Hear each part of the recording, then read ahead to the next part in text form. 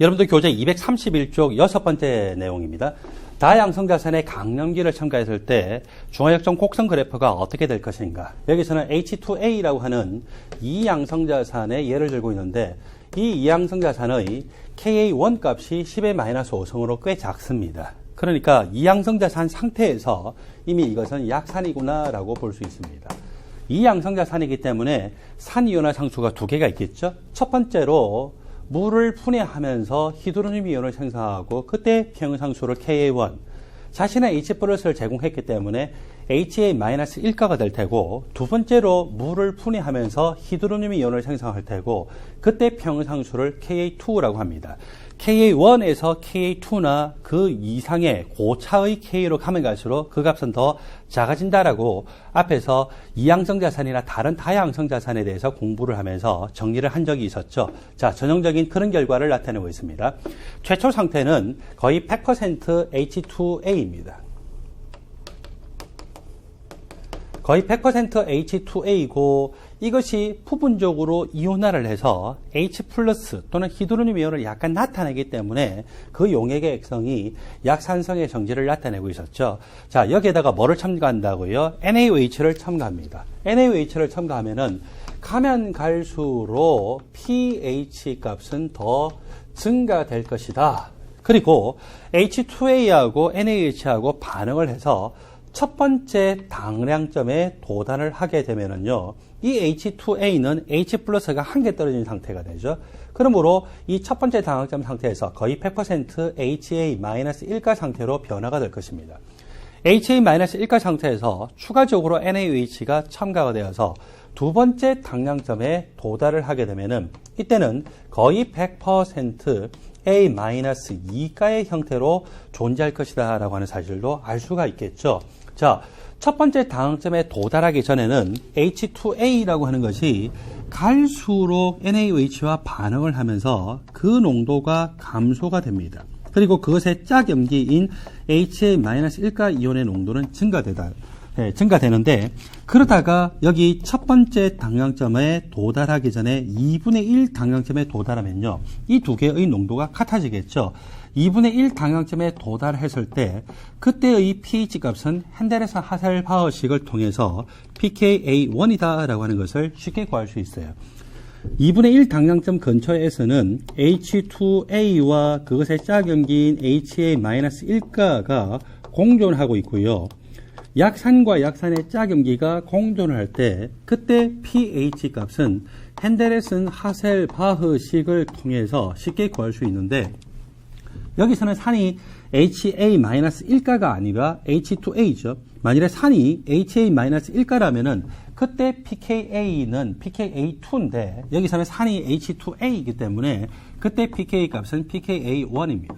상용로그 약산은 H2A 상태고 그것의 짝임기는 HA-1가 이온이겠죠. 이렇게 핸델의 하셀바흐식을 통해서 이 근처에서의 pH 값을 쉽게 구할 수가 있습니다. 첫 번째 당량점에 도달했을 때는 거의 100% HA-1가가 됐습니다. 그리고 여기서 또 추가적으로 NaOH를 첨가되면 이제 HA-1가가 NaOH와 반응하면서 그것의 짝염기인 A-2가로 변화가 되겠죠. 그러므로 갈수록 HA-1가 이온의 농도는 감소하고 그것의 짝염기의 농도는 증가할 것입니다. 첫 번째 당량점과 두 번째 당량점 사이의 2분의 1 당량점, 이 2분의 1 당량점에서 HA-1가라고 하는 산과 그것의 짝염기 A-2가가 같은 농도만큼 존재하겠죠. 같은 몰수만큼 존재한다는 것은 같은 수용액 중에서는 같은 농도만큼 존재할 것입니다.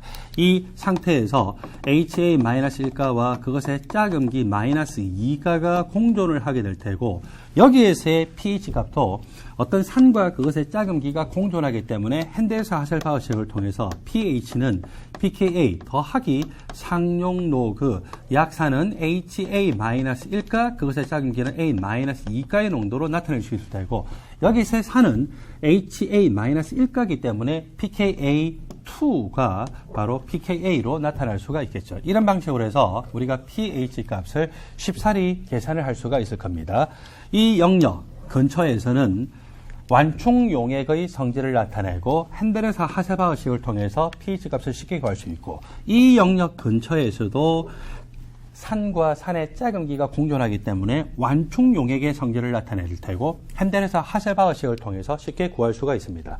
그렇다면은 이렇게 첫 번째 당향점 이전의 2분의 1 그리고 첫 번째와 두 번째 당향점 사이의 2분의 1 당향점 그 사이에 해당이 되는 첫 번째 당향점 그 자체에서는 pH 값이 얼마일까? 이때의 pH 값은 2분의 pKa1 더하기 pKa2라고 하는 공식을 통해서 구할 수가 있습니다. 그리고 이 공식을 유도하는 부분에 대해서는 여러분들에게 다른 어려운 개념을 이야기해야 되기 때문에 제가 유도를 하지 않고 그냥 공식만 여러분들에게 소개를 해드릴 테니까 여러분들은 항상 이렇게 다양성자산인데 그 다양성자산의 마지막 당량점 이전의 이 당량점에서의 pH 값은 이런 식으로 구한다라고 하는 정도로만 이해를 하십시오. 물론 단서가 있어요. 원래 처음에 주어져 있는 이 다양성 자산이 황산과 같은 절대적인 강산이었어요? 약산이었어요? 약산이죠. 그래서 이렇게 처음에 주어진 이 다양성 자산이 기본적으로 약산일 때 그것의 마지막 당량점 이전의 당량점에서는 이런 공식에 의해서 pH 값을 쉽게 구할 수 있더라. 그래서 약산인 이 양성자산의 첫 번째 당량점에서의 pH 값은 2분의 pKa1 더하기 pKa2라 하고 이것을 또 관습적으로 등전점이라고 표현하고 등전점에서의 pH 값은 이렇게 계산을 한다는 것이죠. 그러므로 우리가 앞에서 예제 문제 중에서 이런 문제를 푼 적이 있었어요. NaHCO3 수용액의 용액의 액성이 어떻게 되냐라고 질문을 했죠. NaHCO3라고 하는 것은 수용액 중에서 100% 이온화돼요. 그 말은 HCO3 마이너스 수용액 상태로 존재하는 것이고 이것은요. H2CO3라고 하는 이 약산과 NaOH가 반응을 해서 몇 번째 당량점에 도달한 걸로 볼 수 있어요? 예, 첫 번째 당량점에 도달한 것으로 볼 수 있죠. 그래서 이렇게 원래 약산인 이양성자산이라고 하는 물질에다가 NaOH를 첨가하면서 첫 번째 당량점에 도달했을 때 그때 pH 값은 조금 전에 소개했던 대로 2분의 pKa1 더하기 pKa2라고 하는 공식으로 쉽게 구할 수 있고 이것을 구해보면은요 약 8.35 정도가 나타나요. 약 8.35이기 때문에 25도씨를 기준으로 7보다 크니까 이것은 무슨 성질이라고요? 약염기성이다. 이런 식으로 푸는 방법도 있었고 실제로 그 예제 문제에 그런 식의 해설의 내용이 있었습니다. 저는 제가 이렇게 풀지 않았다라고 하는 것을 기억을 하고 있는데 해설에서는 이런 식으로 풀이를 하고 있죠. 그래서 여러분들이 그 이전에 해설의 내용과 이것하고 일치되지 않았다 하더라도 같이 비교를 하면서 확인하시기 바랍니다. 자, 이양성자산인 다양성자산의 첫 번째 당학점에서의 pH 값은 2분의 pKa1 더하기 pKa2입니다. 여러분들 교재 231쪽에 이 그래프가 나타나 있고 231쪽 다음에 232쪽에 순서대로 볼까요? 첫 번째로 NaOH를 첨가하기 전에 H2A만 존재하고 있었어요. 그때 히드로늄 이온의 농도가 어떻게 되느냐?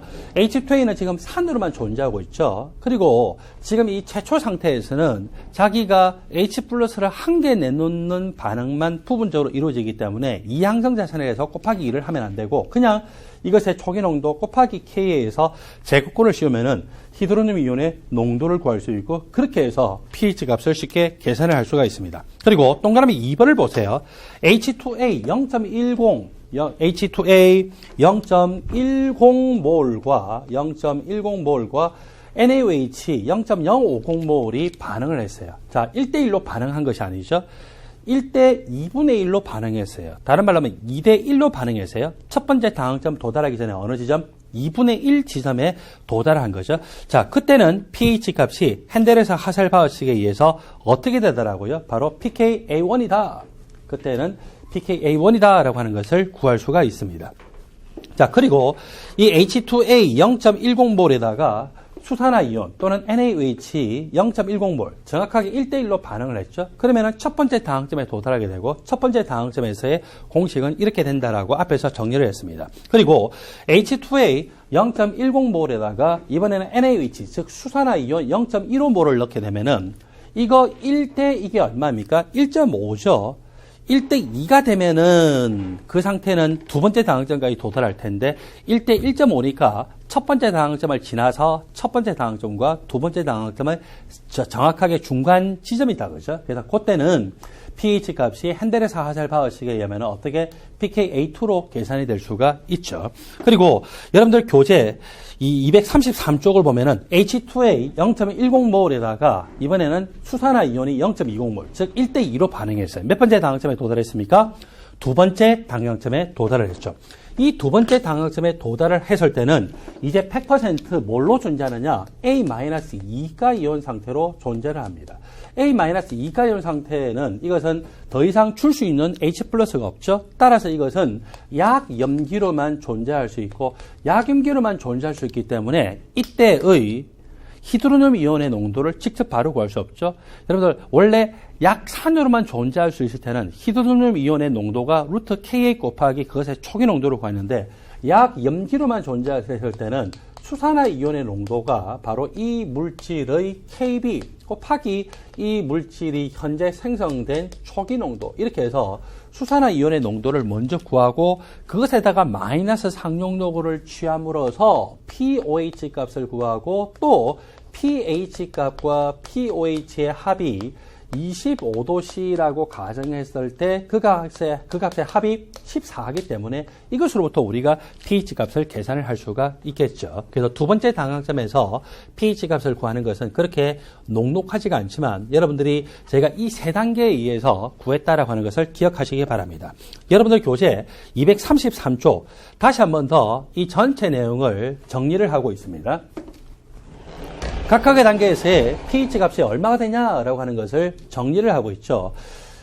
여기서는 H2A라고 하지 않고 이번에는 H2X라고 이야기했습니다. 이 H2X의 pKa와 pKa2가 각각 5.0 그리고 10.0으로 주어졌을 때 그때 H2X 수용액이 0.10몰 농도일 때 각각의 상태에서의 pH 값이 어떻게 되느냐. 최초 상태에서는 H2X가 0.10몰 농도입니다. 그리고 그것으로부터 히드로늄 이온의 농도를 구하죠. 루트 Ka 곱하기 초기 농도. 이렇게 해서 히드로늄 이온 농도가 1.0 곱하기 10의 마이너스 3승이고 마이너스 상용도 값을 취했기 때문에 pH 값이 3.0이 됐다라고 하는 것을 구했습니다. 첫 번째 다항점에 도달하기 전에 2분의 1 다항점에서는요. 핸델에선 하셀바흐식에 하면은 pKa1입니다. 그때 값은 5.0. 첫 번째 다항점에서의 pH 값은 2분의 pKa1 더하기 pKa2이기 때문에 구해보니까 7.5로 계산이 되더라는 거죠. 그리고 첫 번째 다항점과 두 번째 다항점 사이에서의 pH 값도 핸델에서 하셀바흐식에서 이번에는 pKa2죠. 그래서 pKa2로 해서 10으로 나타나더라. 두 번째 다항점에서는 이번에는 X-2가만 존재하고 있어요. X-2가만 존재하고 있고 그것은 염기성 물질이죠. 두 번째 다항점에서 만일에 이 NaOH 수용액을 첨가함으로써 처음에 용기에서 담겨있는 수용액의 부피보다 10배가 됐다라고 생각합시다. 처음보다 10배가 됐다라고 가정을 해봅시다. 10배가 됐다라고 하면은 일단 H2X가 1몰이었다라고 생각하면은 다 반응하고서 X-2가가 1몰이잖아요. 그래서 두 번째 다항점에서 생성된 이 최종적인 이 물질은 처음에 이 물질하고 몰수는 똑같은데 NaOH 수용액을 첨가하다 보니까 용액의 부피가 지금 10배가 됐다고 했죠. 몰수는 똑같은데 용액의 부피가 10배가 되면 농도는 10분의 1로 됩니다. 그래서 10분의 1로 되어서 처음의 H2X의 농도가 0.10이었기 때문에 X-2가 그것의 10분의 1로 나타나겠죠. 자, 이렇게 대입을 함으로써 이 수산화 이온의 농도를 구할 수 있어요. 이것은 염기로만 작용하기 때문에 수산화 이온의 농도는 루트 KB 곱하기 그것의 최초의 농도, 바로 이 농도입니다. 두 번째 다항점에서 생성됐을 때 그 초기 농도라는 거죠. 그렇게 대입을 해서 이 수산화 이온의 농도 값이 이렇게 계산됐어요. pOH로 환산하면 마이너스 상용도를 취하죠. 그 값이 3.0입니다. 25도씨에서는 pH 더하기 pOH가 14이기 때문에 pH 값은 얼마더라? 11.0으로 계산이 됐다는 거죠. 그래서 이런 일련의 과정에 의해서 계산할 수 있다라고 하는 것을 여러분들이 염두에 두시고 계속 연습을 하시기 바랍니다.